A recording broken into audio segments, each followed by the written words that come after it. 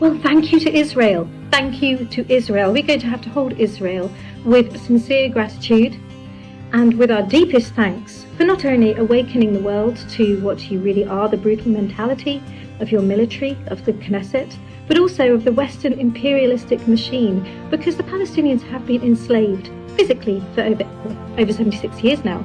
But what you've illustrated now, through our own research, understanding, and through us now looking objectively and not subjectively at the situations unfolding around the world, is that we also have been held captive in our minds. In our minds.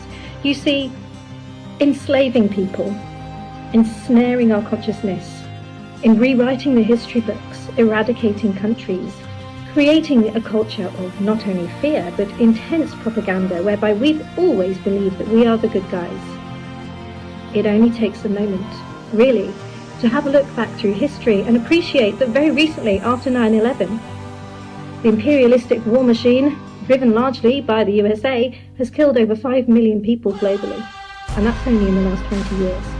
We hear of Hitler and the horrendous things he did to the Jewish, without once considering King Leopold and the 20 million Congolese that were murdered, enslaved, eaten.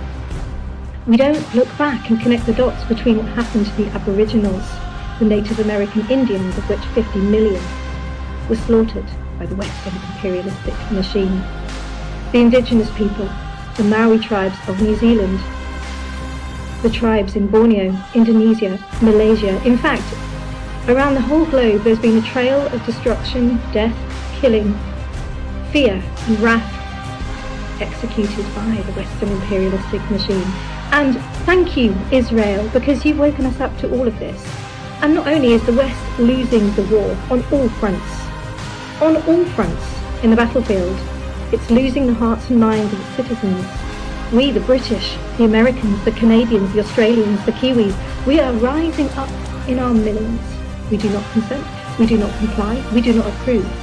We're pulling our kids out of school, we're withholding our tax. We are opening the history books and realising that we, like the Israeli citizens, have been lied to our entire.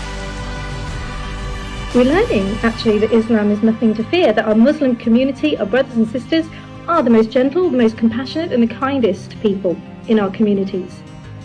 See, Islam has been propaganda and weaponized and vilified, but we have eyes and we have ears, and we're now using our intellect and our time to discover the truth of the matter. We shall rise again. Take care and free Palestine.